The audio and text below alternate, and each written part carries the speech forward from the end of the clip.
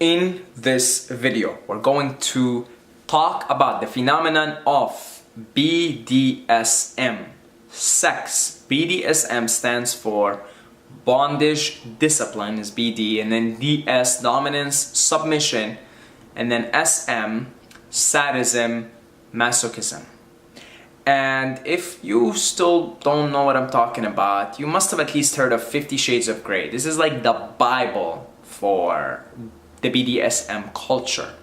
Now, disclaimer, this video is not gonna judge anybody for what they're into. In fact, I'm trying to understand this phenomenon because I myself have really been into this stuff in the past. Not in the extreme form of it, but more specifically into the whole dominance submission scene and theme, if you will, right? I sort of like to be a dominant, to dominate another woman and for her to totally submit to my will, right? I was really into that stuff back in the day, not in the extreme versions of it, but this is not to judge anybody, okay? Because if I was to judge you for what you are into or whatever, ultimately I'd be judging myself, okay? Because ultimately I am everyone. So this video is more of seeking to understand the phenomenon rather than to pass down a moral judgment. There's no moral judgment being passed down here. And if you are into any of this stuff and you perceive any moral judgment, then you know what, I will apologize. So accept my advanced apologies for it, okay? We're trying to seek to understand the phenomenon, understand human behavior, understand what's happening, because it's a pretty big thing. The BDSM culture, not only is it pretty big and it's also growing, but look at how successful 50 Shades of Grey is. So clearly, what we have at hand here is there's a large group of people that are interested in this stuff. And so it's always good to understand what's happening. This is just like the rise of Hitler. And instead of judging the German people or saying, they elected Hitler, it's like you have to understand what happened at the time and what made Hitler such a lucrative leader for the German people at the time. Okay? Of course, that's not saying all German people elected him, but just understand. You have to understand human behavior, what is going on here, without placing a moral judgment, without saying this is good, this is bad, you should have sex this way, you shouldn't have sex that way. There is no good and bad. We're trying to, in fact, the more you watch this channel, the more you realize we're trying to move from a dualistic consciousness, state of consciousness, into a non-dualistic state of consciousness, recognizing it's all God playing itself in a game, in a big game, and it's all God experiencing itself as Hitler and as evil and as good and as BDSM and as bondage and discipline and submissive and dominant and all of that. It's all God experiencing itself through all this. And then it's, I guess, God here trying to make sense of what is God doing with itself, okay? So that's one of the longest and most philosophical and most full of bullshit disclaimers you'll ever hear, okay? Let's get on with it. So, bondage, discipline, submission, dominance. The basic of it is that somebody is dominating and somebody is submitting. That's the basis of it. That's the basis of BDSM sexuality or BDSM sex. So, it's a power thing.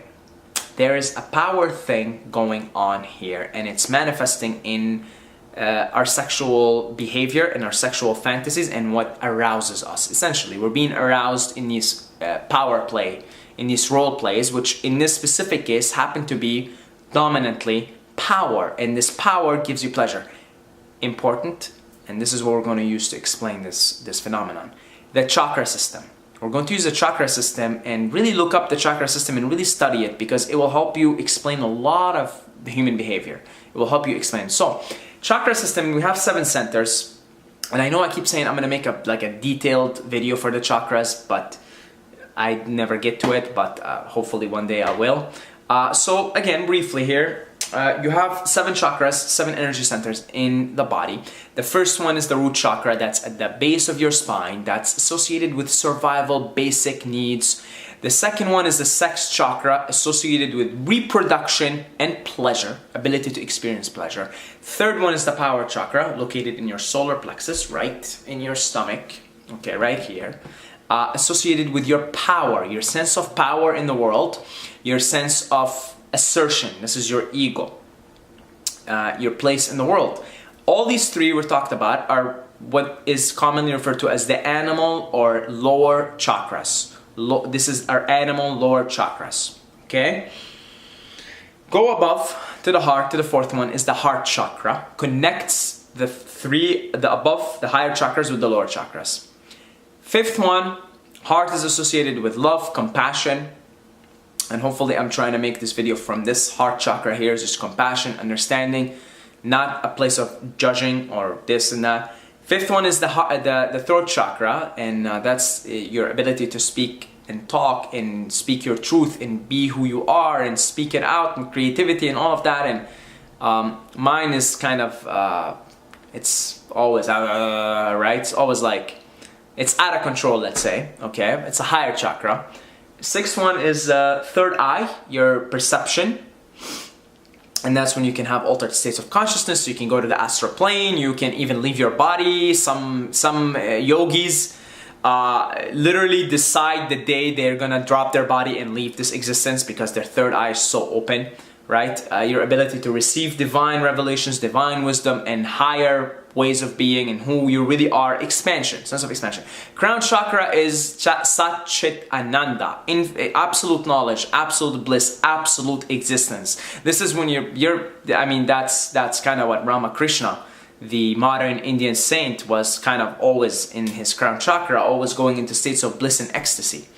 And I've had a very deep experience yesterday with the crown chakra that I will make a video for after this one. So, all right, why did I go over this? Because all of these BDSM sexual fantasies are power fantasies. So that means people, you know, there's a great deal of people that are interested in this stuff. I certainly was very interested in it. I was into it. It aroused me. It really aroused me. That's because most people are operating in the three lower chakras, and you sort of, the way it usually happens, not always and not necessarily, but the way it often happens is you move up the chakras. You move up the chakras. So most people are still in the three lower ones. A lot of people in North America, you know, which is where all this stuff is big, right, are in the third chakra, moving up to the heart. So they're still in the third, in the power. So there's a lot of imbalances in the power, things to get over that are still people are trying to get over through so they can move to the heart chakra, right? It's all about moving to the heart chakra now. So the way to, what's going to happen along the way of you moving up to the heart chakra is you're going to have to sort out some of your power issues, you know, maybe something to do with your, I'm just going to say hello to my brother. Hi. That's good, man. That's good. You gotta acknowledge him, otherwise it's awkward, right? So, yeah, we're talking about BDSM sex. So, yeah. Great topics to walk into. Yep. So, the power chakra. Most people are stuck there right now. And I don't want to say the word stuck because everybody goes upwards eventually. Let's say most people are hanging around in the power chakra neighborhood. They're in that neighborhood, they're hanging around, trying to like assert their place in the world, you know, who they are, their sense of who they are, their personality, what they're into, you know. And so most people are just like sorting that out before they can, you know, pack up their bags and move to the heart, move upwards, go down the stream to the heart chakra.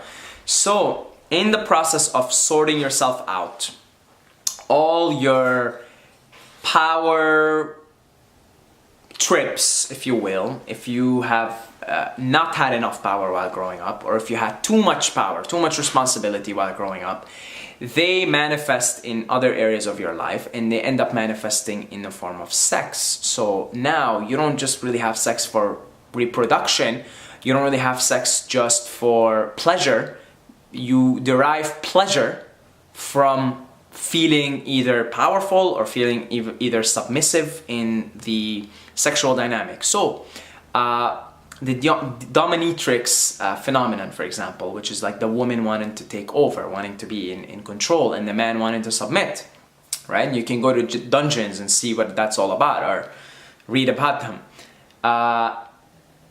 Usually what is gonna happen, what I'm gonna take a wild guess at here, is the man, and I've heard this actually from a dominatrix that came on a podcast of a guy named Chris Ryan. The man, a lot of these men, because she was a dominatrix in the dungeon, she would be like, you know, whipping them and stuff, and they would like it. Everybody's agreeing to this. The men, she said, usually are people who are have so much responsibility in their corporate jobs, and these men have to always be in control, that when it comes to sex, they just want to like surrender and let go, because they're always in control and always like looking to dominate, like they're expected to be in a dominant position. And it's just overwhelming for some of these men. So when it comes to having sex, when it comes to how they derive pleasure, how they get aroused, they just want somebody to spank them. They just want somebody to, you know, throw them around and whip them. And that's how they get aroused, because they just want to surrender. They just want to let go. Tired of being in control all the time. You see? And in the case of a dominatrix, it could be that this woman maybe grew up in... Again, I've heard from the same woman, I believe, in the same podcast. She grew up in a household where she was always expected to be the little submissive, feminine woman, you know? Like, all decisions were kind of made by her dad, and nobody ever asked her, you know, like, what would you like, or what would you want to do? They just kind of treated her like a girl, a girly girl. And if she's a girly girl, we'll take care of everything for her. We'll make all the decisions for her. We'll lead the way. So she grew up, and then the compensation that she had to go through that manifests itself through the sexuality is she decided, you know, I'm going to be a dominatrix, because she didn't have enough independence, sense of independence, a sense of self, if you will. And so, you know, it manifested her compensation, lack of power, manifested in her turning and becoming a dominatrix. You see? So, you know, you can see every different thing. You can look at, you know, the classical dominant male and submissive female, and they're usually manifestations of some power thing too, because it doesn't have to be the way I just described it. It could be that the man is used to being dominant, and the way he gets aroused through having sex is to be dominant, and he's just reinforcing a loop. And then the woman, same thing, she could just be reinforcing a loop, which is she's submissive, and she's always been like that. She's been maybe overly submissive, and she does, you know, that's just the way she's going to derive sex from, is by being totally submissive. You see? So then what ends up happening is you either reinforce your own power thing that's going on, your own power trip, or you go against it. You rebel against it to compensate for either lack of dominance or lack of submission, or, you know, too much responsibility, too much dominance. You know, so you're either compensating for lack of something, or you're just reinforcing what is the dominant loop in you, whether it's submissive or dominant. Okay? So by understanding that, that's why the BDSM phenomenon is so prevalent in modern society, and specifically in North America, because most people are sorting shit out in the power center, in the power chakra, before they can pack up their bags and migrate upwards, because the journey is about migrating upwards, ultimately into becoming like Ramakrishna, going into states of bliss and ecstasy just because you are bliss and ecstasy. Okay? And so we seek this bliss and ecstasy. We get aroused by thinking that, you know, these things are going to help us and this and that, and, you know, we get aroused from these roles and power plays, but they also go down, and eventually we have to go move upwards until we move to the crown, where we're bliss and ecstasy, and that's just being equals bliss and ecstasy. I mean, when you think about it, everything that we're doing in the lower chakras is to try and experience that bliss, try and experience that ecstasy again. And sex is a powerful way of doing that, and it gives you that ecstasy and bliss for a few seconds, few moments, few hours even. But eventually you have to come down, right? And eventually you realize, I've just got to pack up my bags and leave upwards. And what you're going to be into when it comes to having sex is going to change depending on where you're predominant in your chakra development. It's not like you're just in the power chakra. You're in the power chakra, but you're also in other chakras too. The more you move up to the heart, you're probably going to be more attracted, more inclined for tantric sex, because tantric sex is all about love and compassion and building that up and moving the energy even upwards and experiencing the crown chakra, experiencing the Sat Chit Ananda, absolute knowledge, absolute bliss, absolute existence. So as you become more predominant in certain chakras, the way how you derive your sexual pleasure will change. Like, I give you an example. A lot of women in like third world countries, they get married to men and have sex with them for security. So they'll look at, you know, is he making a lot of money? Is he gonna buy us a house? Is he gonna give me food, buy me a house? Okay, I'll have sex with him. So that's still first chakra, because that's where the dominant thoughts and dominant behavior and dominant state of consciousness is for the people involved in that specific scenario, resulting in first chakra sex. See, a lot of people in North America are having third chakra sex. And that's the whole BDSM scene, the whole BDSM culture, you see? Then you start to move upwards, you start to live primarily from heart chakra, and now you're more than likely having more tantric type sex. Although if you still have stuff here you want to sort out, you probably maybe want to do some of that other stuff, you know? It really depends where you are in the development, where your partner is in the development, really. And that's kind of going to determine what you're into, what arouses you.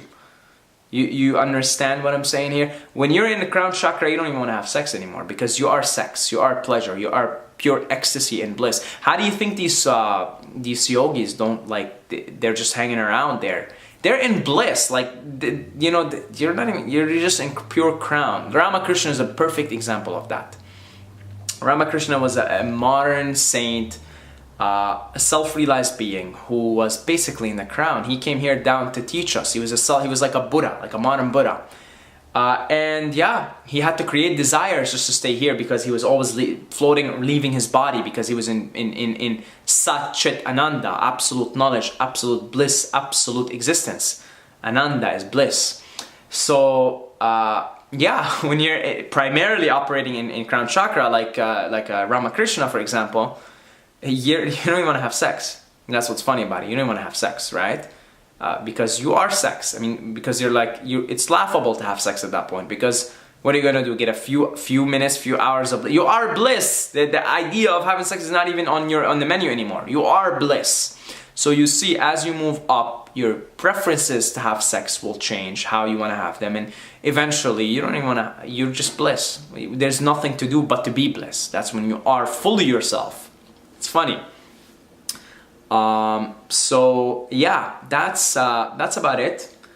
Yeah, just kind of keep exploring yourself, keep doing your thing, see where you are, keep exploring it, right? Just keep exploring it. It will give you insights, and move on from there and get on with it. Okay, just understand where the journey is. It's constantly moving forward, upwards, right?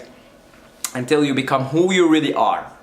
Sat Chit Ananda, absolute knowledge, absolute existence, absolute bliss. That's who you are. That's about it. If you want to learn more about this stuff, not specifically the BDSM stuff, more about the Sat Chit Ananda and enlightenment and nirvana and mukti and fina and all the stuff that I talk about in these videos, check out this report that I wrote. It's called 7 Pillars of Enlightenment. I will leave a link for it in the description, in the comments. It's for free, you can download it.